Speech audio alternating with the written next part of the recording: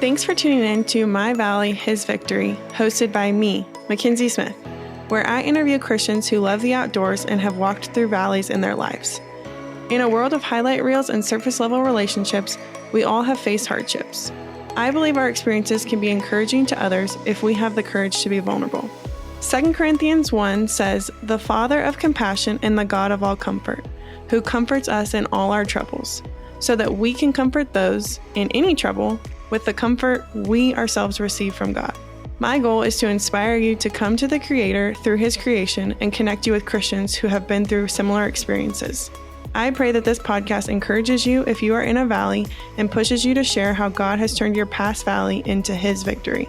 If you enjoy these episodes, please take a moment to leave a review on your favorite podcast platform and follow this podcast on Instagram. If these episodes have been impactful for you, or you know someone that would benefit from one of these episodes, please feel free to share it with a friend. Your support means the world to me. Thanks so much for being here. On today's episode of My Valley, His Victory, we have Gwyn Mais. She is a wife of 18 years, mom of 2 girls, marriage coach, and veteran. Gwyn specializes in marriage coaching, crisis management, and spiritual guidance. She helps married couples heal through the Lord after an affair or deep betrayal. Her holistic approach addresses physical, emotional, spiritual, and mental aspects to help couples navigate life's challenges. Thanks so much for being with us today, Gwyn. Yes, thank you so much for having me here. I'm really excited to be on your podcast. Yeah, absolutely. So I know I read your bio, but why don't you go ahead and just share a little bit more about yourself and who you are? Yeah, so I'm really excited to share. I've got a really long testimony, and it really just always pulled me into crisis work. I love and have a passion, and the Lord has given me gifts for just helping people when they are in like the deep trenches of crisis. And that goes along with a lot of my story that I'll share a little bit later in the podcast. But it's beautiful work that I do. I love what I do. I'm coach with couples and helping them in their trenches that they are walking through, coming out of some of the really hard things that we have in this life, just navigating some really dark trenches. So the Lord has really laid that on my heart, and I love what I do. Like I said in my bio, I am a mom of 2 girls. I've been married for 18 years, and I'm proud to say that, given our story. And I love the Lord. He's just the light of my life, and I live every breath for Him. Yeah, so good. I love that. It's what we all should do. And so I always love finding someone who is actually doing that and striving, to do that. And yeah, I know we'll get to it later, but yeah, congrats on 18 years of marriage. That's huge in the world we live in today. That's not super common anymore. And so people that can fight it out, I'm always like, kudos to you. And it's what I hope and aspire. I'm 4 years in, so, hoping for a lifetime of marriage. And so, yeah, always love those couples to look up to and be like, they can do it. We can do it, even when times get tough. Yep. So you said you were a veteran. What branch of the military did you serve in?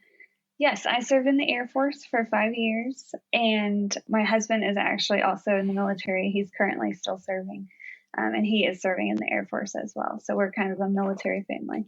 Okay, very cool. So does that mean that you guys have moved around a lot? Yes, we have. We have visited quite a few different states. Yeah, and where are you guys at currently? Currently, we are in Orlando, Florida. We actually got to choose where we're living this time, so I was very happy about that. And he's in the reserves, so we got to just decide where we're going. So we decided to move down here and felt called to be here. So we're excited. We've been here about a year now. Okay, awesome. So living in Florida, what does outdoor recreation look like for you? Oh, so there's a ton of stuff you can do outside. I just love being out in the sun. You can actually drive both ways because we're kind of centralized in the middle of Florida. So you could drive east or west and get to a coast and go to the beach. You can do a lot of outdoor camping here, water sports of all types and shapes and kinds. And just, like fishing, you can fish almost anywhere. There's so many lakes and things like that. So yeah, we love being outside. I want to get outside even more now that we've gotten more settled here and kind of understand the area. So yeah. Yeah. Are those things that you have experience doing, or are those new hobbies that you'll have to figure out being in Florida, or? The water sports I've done a little of, but I'm not super comfortable on that because, funny story, the first and only time that I ever went on a jet ski, I got a ticket because I didn't know what I was doing. So yeah, I've never gotten a ticket before to that point, and I that was the first ticket that I ever got on a jet ski, and I didn't even know that was possible to do. So I kind I of shy didn't away from either. that. Yeah. What's the ticket for? So when we rented the jet ski, my first time ever doing this, I went to the rental place. I never actually heard the guy say like the rules of what you're supposed to do and what you're not supposed to do. So I was just under the impression you can just take off with the jet ski. There's no, so we just took off with the jet ski and we came back, and like on our way back, we were trying to get back in time so we didn't have to be charged for another hour. And I guess we were going kind of fast, and we went through the harbor, like where the boats are. And I had no clue. Like I'm a big safety person, so I would have definitely slowed down, but it just didn't occur to me because I had never been on the water before on a jet ski. And so the boat, there's actually a police boat with lights and sirens like you would have like a police car, and they pull you over. And so I got pulled over by a boat on a jet ski, 16 years old. I had just gotten my license and I was devastated. I was like, how did I get a ticket already? And it wasn't even on the road. So it was quite funny actually looking back, but I was devastated at the time. Yeah, that's funny. That's, yeah. I mean, I guess now that I think about it, I do know that there are boat cops, but I didn't know speeding. But I guess, there's like an area you're supposed to slow down, and makes sense. Yep. Checks out. Yeah. So you said you guys picked living in Florida. Is that somewhere you guys have family ties to, or like why Florida out of all the places that you could live? Well, we used to live in Florida with the military. So we were based here, not in Orlando, on the panhandle of Florida. And we loved it when we came down. And then we kind of vacationed here pretty frequently. And we wanted to retire here in the long run. We were like, okay, well, just when we get to retirement, we're going to move down to Florida because we just like it so much. And then my husband one day was just like, why are we waiting? Like, why can't we just move now? And so we just decided, okay, this is what we're supposed to do. And I really felt called by the Lord to be in Florida. And that's kind of part of my testimony as well. So we ended up coming back to Florida, and it's been awesome since. Very cool. Very cool. So obviously we've kind of already touched on this is a Christian podcast, but why don't you share just a little bit about how the outdoors plays a role specifically in your relationship with Christ? So it's interesting. When I go outdoors, it doesn't matter what I'm doing. If I am outside, I just feel happier, and I just feel so much more connected with the Lord. I just feel like looking at nature and looking at the intricacies of what is out there, the different types of animals and trees and leaves, and the just the design of it all just makes me in awe more of God. And so the more that I am outside, the more I can just appreciate those things. And that's just why when I step outside, I just feel like I'm connecting, and just almost like a hug from God of like, here's my majesty on display, just everything that he created. It was so intricate and amazingly created, so specifically. And it just brings me like almost tears to my eyes when I'm in that space, because I'm like, not only do I feel closer with the Lord, but it just reminds me of the creator behind creation. Because you go to an art museum and you see a painting, when you see that painting, you don't expect that it just existed randomly, and that's what it's like for me going outside. It's not done randomly. There's no way that this world was created so specifically the way that it was designed and there's no creator behind it. So it just makes me feel so much closer to the Lord. Yeah. And love that you touched on the like going to an art museum and that there's an artist behind that and no one just thinks like, oh, this just randomly got here. Mm-hmm. Yeah, I feel the same way. I'm like, I don't know how people can't see it, but somehow they do, but we're working on it. Yeah. Yeah. We're working on helping spread the message. Yeah. No, I love that. That's good. And I think, just so true. And I was actually reading in Psalms this morning, and I was reading the psalm about like the skies proclaim the work of his hands, and it's just like everything is his and he made it all, and it's like you said, his creation, and it's just so cool. Yes. So there's a reason we feel so connected, and there's even science behind it. I read a book called The Nature Fix, and it talks about like scientifically our bodies respond differently when we're outdoors than if we're indoors, and so God made us that way for a reason. Yes. Yes. So do you have a story that you could share with listeners about a way in which God has maybe revealed himself to you or spoken to you through being in the outdoors?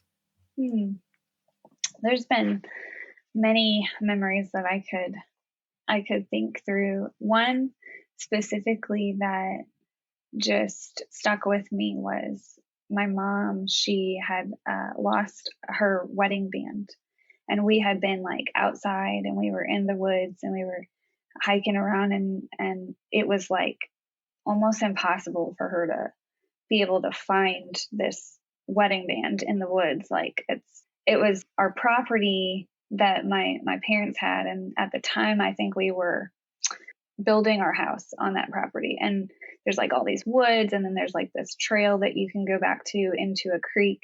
And so we had been walking around just doing a bunch of stuff, hanging out in the woods and everything. And so there was no telling exactly where she had lost the band at. And she just stopped and prayed and was like, God, like, I don't know where this is at. But you do, and you care about these little things. And so we just kept going. And then shortly after that, she had been just walking around and saw, like, on a leaf, there was a little ray of sunshine. It was like a little spotlight on her ring. Like, it was literally just like a spotlight on the ring itself. And she looked up and was like, what are the odds of that? Like, that was definitely God. And so she found that ring, and it spoke to me a lot because God cares about small things. Like, to us, that's a ring, and it's really important. And to him, it's like such a tiny, minute detail, and he cares about that. He cares about every single piece of what we care about and the things that are important to us. And he made it so personal for her to find that ring out in the middle of the woods where there's no way we could have found that. Even if we searched for days, just like only searching for the ring, there's no way to know where in the woods that was. It was fall, so there was leaves everywhere. And I mean, it could have fallen under a rock, a leaf, anything. And it was just so special of a time. And God has just displayed that throughout my life in so many ways, in different ways, but that's just one that stuck out in my mind as we were thinking about the outdoors. Yeah. Yeah, so good. I love that you said that, he cares about the small things, because that's just so true. And so often we, are like, I can't take these little things to God, if it's not something massive, like, I don't know. I just think so often we do that. It's like, oh, I don't know that God would think this is important. It's like, no, like he wants to know everything. He wants to be a part of everything. And he does, like you said, care about the small things. So thank you so much for reminding us of that. So you live in Florida. which is, a different kind of outdoorsy than probably most of my guests. I'd say more beach and that sort of thing. But talk to us about some practical ways if someone's like, I don't know how to connect to God through the outdoors. If they live in somewhere like Florida or a big city like Orlando, what are some practical ways that they can start connecting with God through the outdoors? So for me, it's just looking at all of the details in wherever you're at.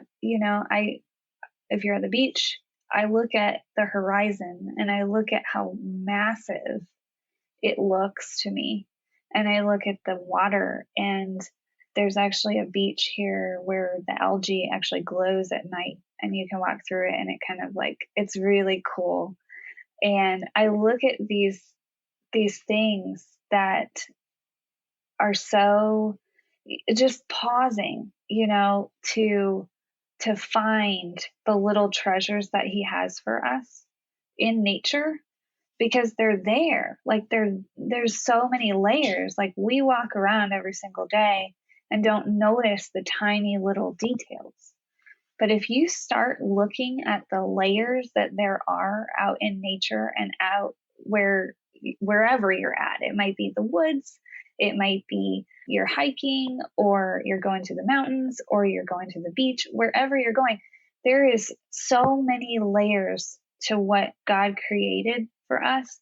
And if we don't pause to look at that, we'll miss it all. We'll miss how big and mighty and amazing it is. Because if you really look at the all the layers, like when you look at the dirt, you can see dirt, okay, but under that dirt, there's a whole ecosystem.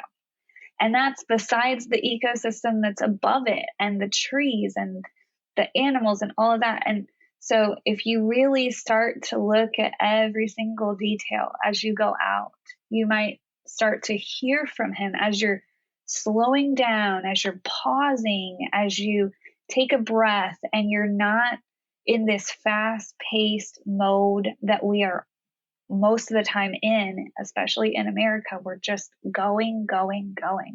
And there's so much technology and there's so many things to keep us occupied. But when we slow down our brain, and when we stop and we pause and we intentionally look at these small details, you will see how massive our God is and how amazing he is. It brings me back to the scripture that talks about the lilies of the field. He adorns the lilies of the field, and we trample on them. We walk on wildflowers. They're here today and gone tomorrow, but he makes them so beautiful and intricate. And we don't stop and pause and think about that. If we really think about how intricate those things are, and how beautifully he took the time and the resources and the effort to create that, and how much he cares for that because of how much time that probably took him, how much more does he really care about us and those little details? Like I was just explaining about my mom's ring, like how much more does he care about us if he has gone to the lengths of doing that for one flower? And yet there's this whole other nature out there for us to discover these gems of, and what we can learn from that about God, and what we can learn from that about our surroundings, and just how massive this world is. I mean, there's so many things that we haven't even discovered yet. Scientists haven't even discovered some parts of nature yet because it's so vast. And so just to pause and look at that and appreciate it for what it is and who it came from. And a lot of these things he gave to us, for us. He created these things for us. He gave us that authority in Genesis. When we go back to Genesis, he gave us the authority over these things. And so they're there for us and for our good. And we just have to stop and take time to appreciate it. Man, that's so good. So good. You just nailed that one in so many different ways. I love that you called them little treasures, because I think we can all relate to that. And I think finding a treasure, though, takes time, and it takes the intention to do that. And so if you just go out in nature and you're just like, I'm just here, whatever, yada, yada, of course, you're not going to find those little things, but if you're intentionally, seeking and looking and pausing, like you're saying, so good, man. Love everything you just said. Okay, so switching gears a little bit into the title of this podcast, My Valley, His Victory, would love for you to share a season of wilderness or a valley that you went through and just what God taught you and prepared you for in that season. Yeah. So I have a lot of valleys in my testimony, but I will start with the most recent one that I went through that was the hardest one of all of them. And then I'll share a little bit of a backstory with that after I share this. But the most recent one was it's been several years now, but we had decided to move to Florida. And this was before we came to Orlando, because I really felt like I was just feeling called to go to Florida, and it just worked out. And so we decided to move. We moved down there, and when we got down to Florida, it was like everything hit the fan, like everything. And we had moved to Tampa. We were waiting for all of our things to arrive, and I was talking back and forth for several weeks with the moving company, and it was just like, how long is this going to take? Because usually it takes a couple of weeks. We're kind of used to this routine with the military moving, but this was the first time we had moved by ourselves. So I was talking back and forth with the moving company, thinking it's going to be the exact same process. And it ended up that we found out, and this was in a 3-week period of time that all of this stuff unfolded. We found out that we weren't getting any of our things back, that the moving company has stolen all of them. And in that period of time, I started having vision issues. I lost my remote job because they didn't need that position anymore. And then my husband came to me, asked for a divorce, and confessed to an affair. And so in a 3-week period of time, I related so much to Job, it was not even funny, because we had to end up moving out of that house, and I went back home and moved in with my parents for a short period of time because I wasn't sure where my marriage was going, and my husband didn't want it at the time. And so it was such a hard road. Like it was so many difficulties all at once. But it was interesting because I found myself on my knees in front of the Lord when I found all this out. And I was in an empty house in Tampa, Florida, and I just raised my hands to praise God. And I began to just praise him because I understood from my previous walk with the Lord and the 14 years that he had walked me through so many traumas over and over and over again with so many different traumas. And he had shown me, I walked through those in such a way that was heavy. I mean, I did the hardest thing that I possibly could for 14 years. I drug it out and I tried to carry it all on my own. And it wasn't the way that God designed it to be. I didn't have to suffer for 14 years with all that trauma and try to carry it on my own. But I did do that, and I did the harder road. And so I understood what it was like to take the hard road. And God had healed me from that and shown me how to walk through trauma in a healthier way, in a lighter way, in a way that didn't feel so heavy to where I had to carry it all.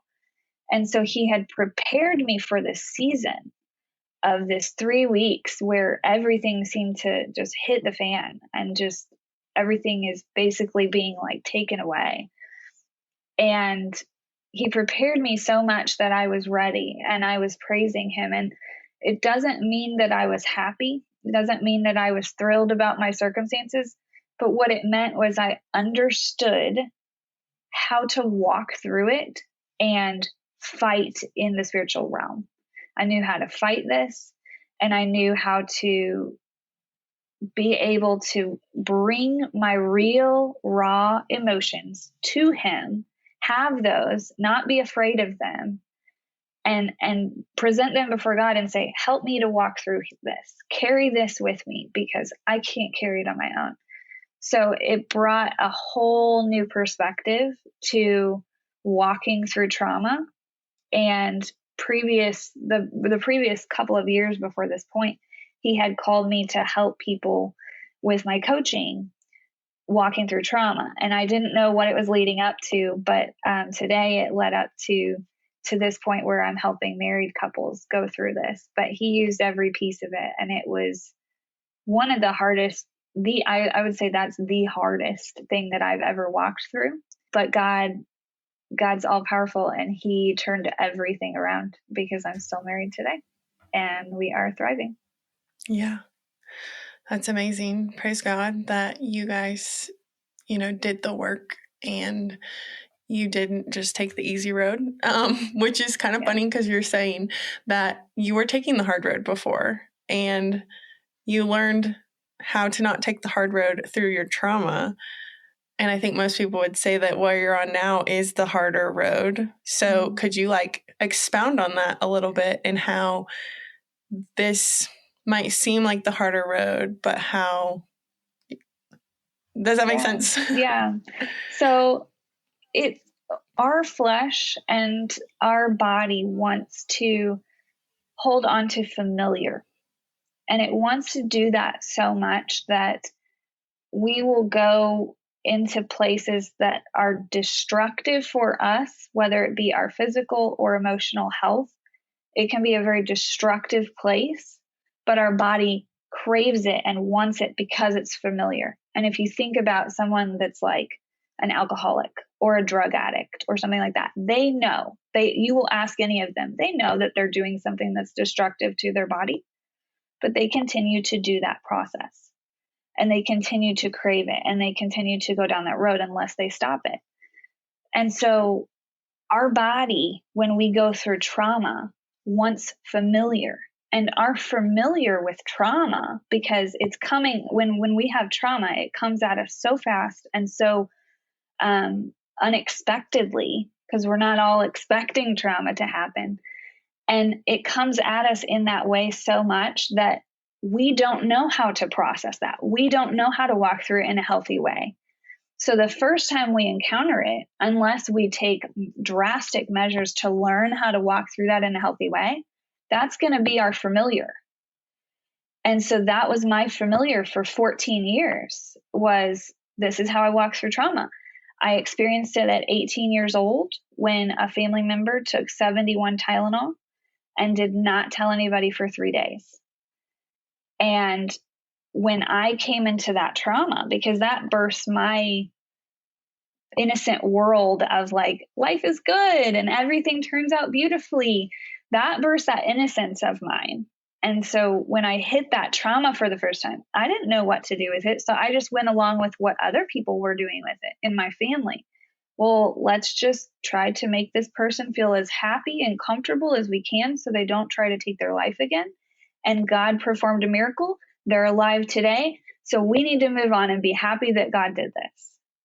And that's great. We should be grateful for the things that God did.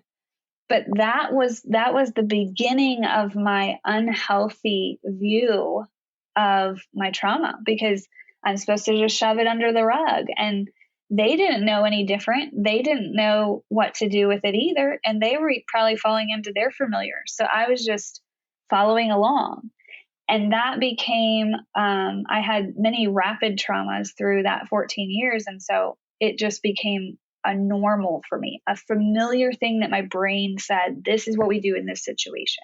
So I began to do that. But if you do that long enough, it becomes almost a heaviness on your physical body.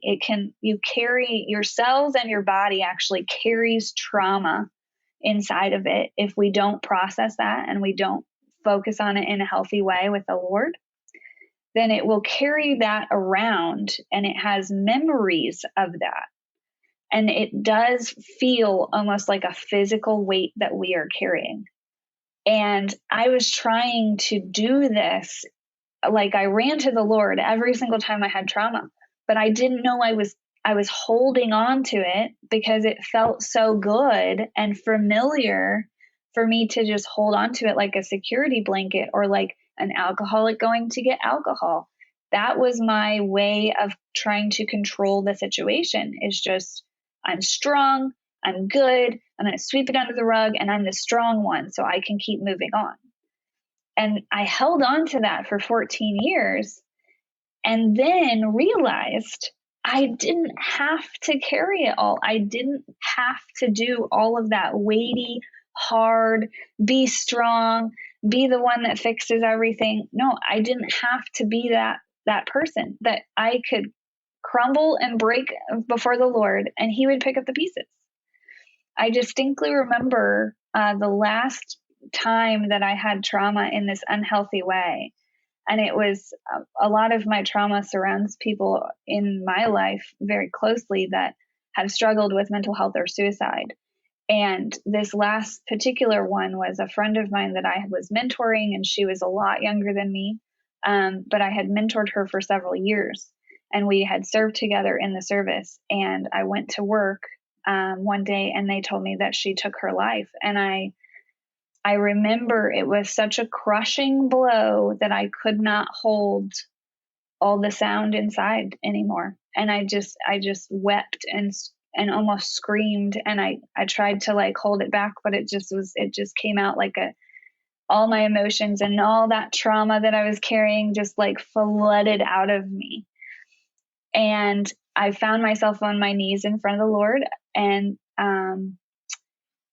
I just said, God, my heart's so broken in so many pieces. I can't pick them all up. How am I supposed to do this? And he stopped and paused in such a gentle way and asked me, he said, who told you that you had to do that? It's my job. And it was in that moment that everything clicked for me, that I didn't have to pick up those pieces, that everything that I was trying to carry, that he would have carried that weight for me. And while those circumstances were not fun to walk through and not easy to walk through, they still would have been 10 times easier to walk through if I had allowed him to carry it. And so that's the difference between what I used to do and now today, what I do is I let him carry it. I take it all to him. I place it at his feet and say, take this, fix it, do whatever you need to. Whatever I'm feeling, I take that to him and say, what can I learn from this? And I embrace that process, similar to how we embrace feeling joy.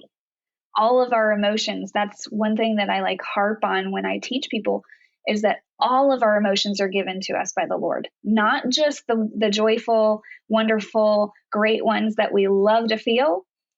All of the emotions that we are given were placed there for a purpose. So we need to embrace that process. And so now, instead of fighting with those feelings, pushing them under the rug, avoiding them, and trying to carry that on my own and not giving it to the Lord, I'm now embracing that process, running to the Lord, handing it to him gladly, and saying, what can I learn from this? How can I grow here from this experience? And that's a massive difference of how you approach trauma. So good. I feel like we've talked about this before, but we're going to talk about it again. I think that is like a core thing for people that, I think, the question's always asked, the same thing happened to two different people and they handle it in totally different ways. And I think that it's this, that we're talking about right here is it's, some people get stuck in like the victim mentality, which it's not to say that you weren't a victim of something, but it's, are you choosing to take something from that and apply it to the future, or are you just going to sit there and get stuck in it? I think it's so good that you shared about how, at some point the dam's going to break. Like if you hold everything in, I know I'm guilty of that, probably still somewhat guilty of that. As you were talking, I was like, oh, I'm a little bit like this. My husband would for sure say I'm like that. But yeah, at some point, like the dam's going to break, and it's only designed to hold back so much. And so, the more you sweep it under the rug, like some point there's not going to be any more rug to sweep it under, and it's going to be seeping out. And so you got to figure out a way to handle it and deal with it. And I just love that you said we've just got to take it to the Lord, and we still have a role in that and what he asks us to do with it. But like you said, we need to take it to him, ask him what to do with it, ask him to, do the heavy lifting for us if needed. And yeah, so good. So good. Would love for you to share kind of practically and what this season looked like. So you kind of left us on a cliffhanger a little bit. You said, your husband had an affair, asked for divorce. Obviously now you're back together, but you said you moved home. Like, what happened in that season? How did you guys come back together? So there was a lot of prayer involved with that. There was a lot of emotions that I somewhat stumbled through. It was the first time that I was walking through this in a healthy way. So we're going to default to our familiar quite often when we're learning something new. So I stumbled through some of that, but I think that really solidified for me how to walk through it in a healthy way. And God was just teaching me all along the way. So there was a lot of prayer, a lot of tears, a lot of just back and forth, talking with my husband, trying to figure things out. And I know that it was the Lord that changed everything. As I got on my knees, as I prayed, as I tried to walk in a discipline of not looking at my circumstances in front of me and not looking at the physical that was happening, but looking at the spiritual. Okay, I have a strong, strong Father, and he can overcome any circumstance. And so I refused to allow my marriage to die. And I could have easily just rolled over and said, this is hard. I'm done. I don't want to do this anymore. It's just too much. I could have easily done that at any point. I mean, there was many points that I wanted to, but I kept going back to the Lord, and I felt so strongly I believe so strongly in my faith in God and the power that he holds to overcome circumstances that I refuse to let those thoughts continue in my head of, you can just go find someone else. You can just get out of this marriage now. Like, the grass is greener on the other side. Because in all reality, it's not about our satisfaction and happiness when it comes to marriage. It's really about the purpose behind marriage was to grow us closer to the Lord, to be more Christ-like. And so if that's the purpose behind marriage, and I stay in a marriage that is extremely difficult, then I know that's going to sharpen me even more.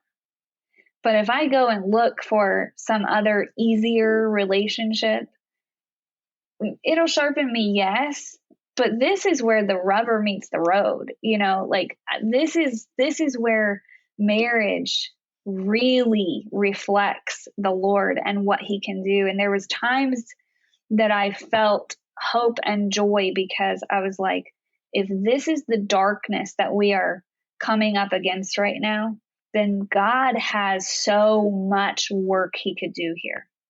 And if I just abandon that right now, I'm leaving everything of all of God's work that he could have done on a cliffhanger. I'm just like, well, what could have been there? Because it's like this whole palette of an artist just starting fresh and like, okay, we've got this whole palette now that we can just start and create this amazing thing. So to me, it was like starting over. It was like, yes, this is a lot of work. This is hard, but the Lord is good to turn everything around for the good of those who love him. And I knew that in my heart.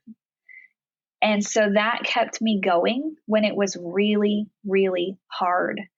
And I continued to fight. And I remember there was many times that I was looking at my husband and I knew I was not fighting with my husband. I absolutely knew that because I was more focused on the spiritual and not the physical that was happening, because the enemy likes to get us to focus on the physical that's happening and not the spiritual. So the physical around us might look like what it did for me and what it does for Job in the Bible. Physically, he was not well and his circumstances looked horrible. Everything was falling apart. Even his friends came and told him, repent, you must have done something wrong. And he was like, no, I didn't do anything wrong. And so he had more of a spiritual stance. He was looking at everything from a spiritual perspective. And if we can do that, your life will massively, massively change, because you don't have physical eyes anymore. You have spiritual eyes. And so that's what I used in this process to fight. And I mean, I had a fight in front of me. I had a fight. I was wrestling with many, many demons. And when I say demons, I'm talking about in the middle of this time, God had a family member come to my home, and she said that she needed to talk to me. She said, I just feel pulled to your house. I need to talk to you. And I just thought it's another crisis, so I can talk to her and everything. It ended up being just like everyday normal conversation that we had, talking about memories and talking about other things. And then I just happened to mention to her about the spiritual stuff that was going on in my life. And she instantly, because I was talking about how I was getting attacked, and she instantly started to get physically ill. It was an instantaneous thing. And I said, I think I need to pray for you. And so that ended in me casting out demons from her. And I had no clue, for me, that was even possible, because she was saved. So in my head, from the doctrine that I was taught, a saved person can't have demons going on inside of them. And we can argue about like the terminology, whether she's possessed or not. I don't believe that people can be possessed. However, they got demons going on inside of them. That's all that mattered. And I was like, this changed everything for me. And so even in the middle of this time when I was fighting, literally fighting in the spiritual realm for my marriage, God was showing me how to fight even stronger. He was building up everything that I needed to learn. And that particular day, he came and said this extremely clearly to me.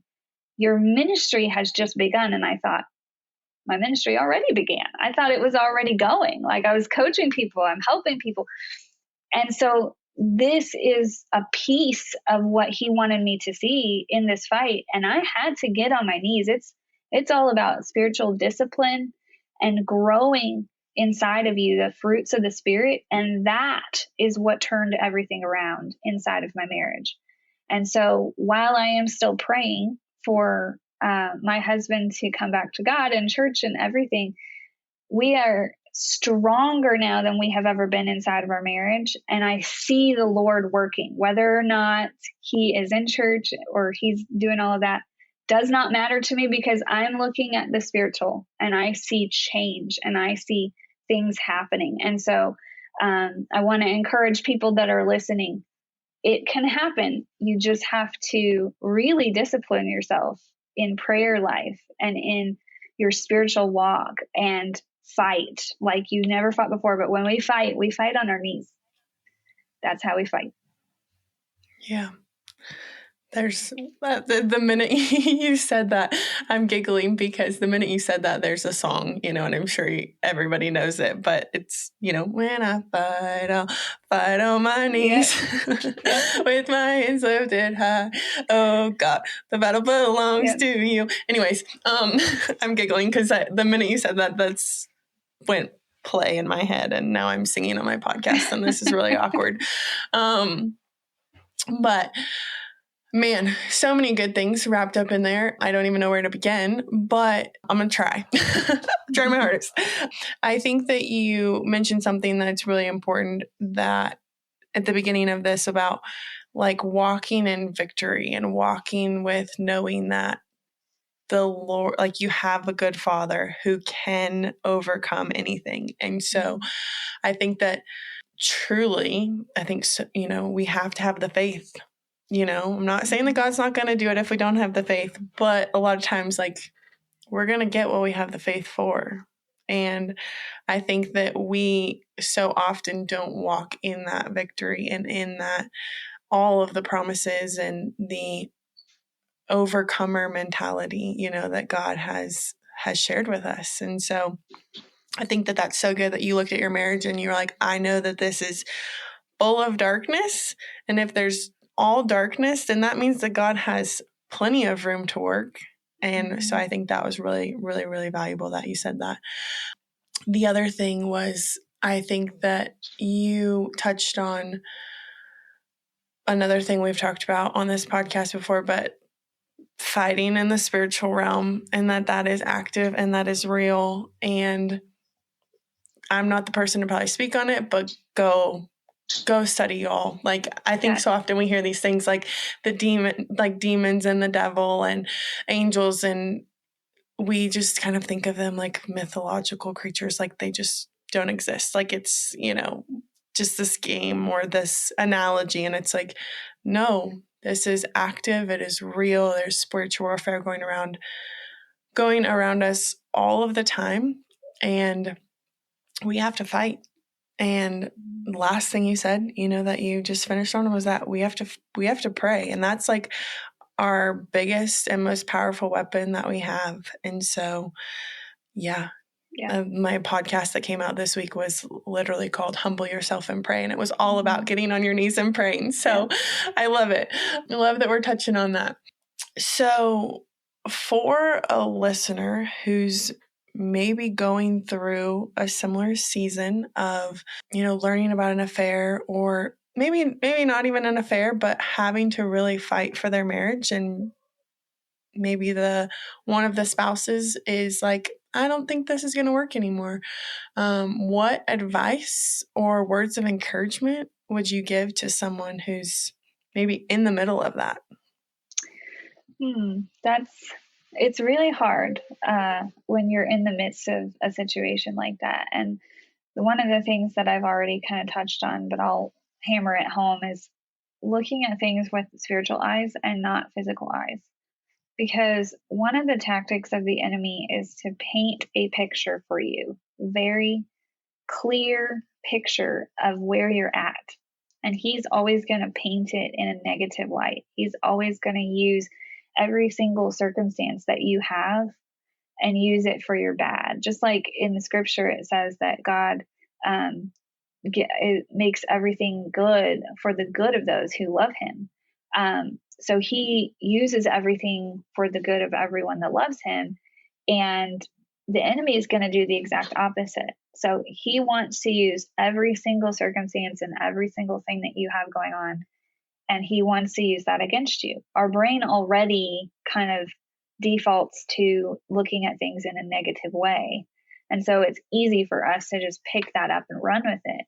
But we have to have spiritual eyes. And so you want to lean into the Lord. You want to get into the word, because the word is actually the armor that we need to put on for that battle. And if you walk into a battle with no armor on, as coming from a military background, it would be unheard of for a military member to walk into the middle of a gunfight with no armor and no weapon. And people are walking around like that. And essentially, they're walking around with no armor and no weapon, but they're also walking around like emaciated because they haven't eaten in days or weeks or months. People that don't read the word, it's like it's just like going into the week saying, well, I think this week I'll just skip eating and drinking. Like if we actually skipped eating and drinking, we would all be walking around starving and dying because we didn't drink or eat anything. And that's exactly what people are doing And then when they find hard circumstances in their marriage, in life, whatever is going on, they don't they get on their knees and they're like, God, what are you doing? Like, where are you at? Aren't you going to show up? And it's like, well, how much have you been reading your word? Because if you walked into a battle and you haven't eaten and drank anything for days on end and you don't have armor on, you're not going to be successful because you haven't tapped into God's power. You have to tap into the power source to be able to fight in the battle. So yes, prayer is important, but you can't just be an on and off Christian where you're good when you're good, and when things go south, you get on your knees to pray and God doesn't show up. Well, it's not God not showing up. You have half the relationship right there that you have to seek after him. And so you got to get into the word and put that full armor on and strengthen your faith. And you got to do that consistently. It's better if you do it before the battle starts, before you see the heat of the battle. But if you're in the middle of the heat of the battle and you haven't been doing that, do that immediately. Go to his word immediately and gain his power from that. Because the word is actually living and breathing, and you're tapping into a power source that's giving you life.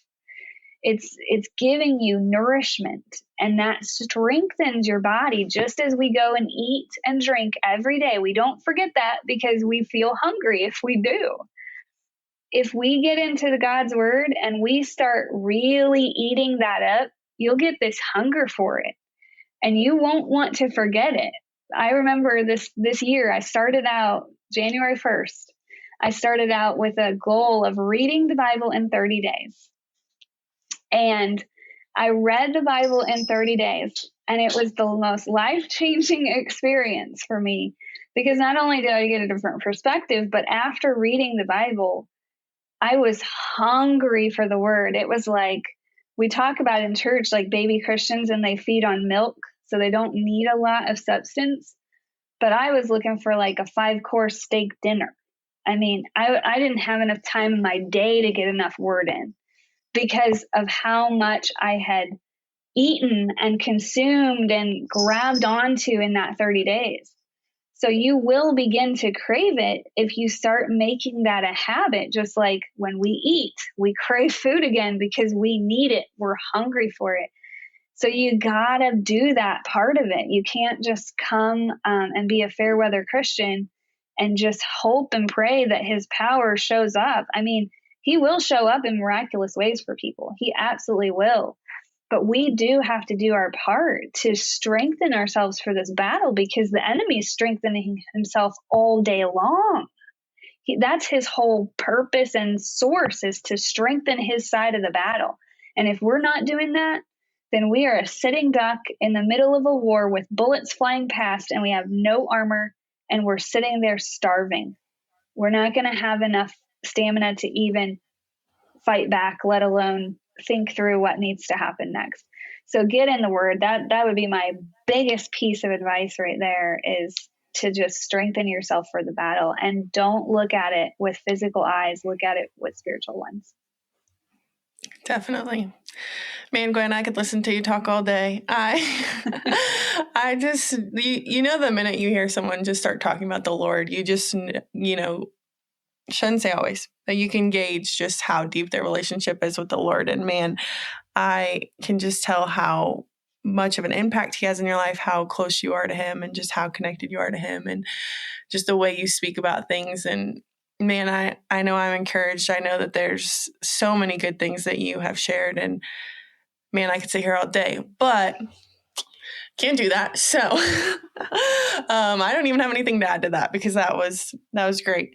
So kind of wrapping up, if a listener wants to find out more about your coaching or just what you do, where can they find you? So you can find everything that I have. It's a work in progress right now because I'm shifting things around, but you can find everything on my website. It's stillwaterscoaching.life. And I assume Kenzie will have the links below in the podcast, so you can check out all my stuff there. And definitely, if you're going through a hard valley in your marriage, I would love to support you in that. Yeah, absolutely. Well, I just want to thank you so much for being on and sharing and encouraging us and dropping so many good nuggets on us with everything that you just shared. But also, thank you for being vulnerable and for sharing about the hard times, because I know that this is not always easy, but I know that somebody is going to take something from this. And so I just thank you for allowing God to use your story, and thank you for sharing everything. Yes, it's been my pleasure. I'm so thrilled to share as deeply and as transparently as I possibly can, so that as many people could come to the Lord and find restoration in Him and find that strength from Him as possible through my story. So, thanks so much for listening to this week's episode of My Valley, His Victory. If you or someone you know are interested in being on this podcast, please email myvalleyhisvictory@gmail.com.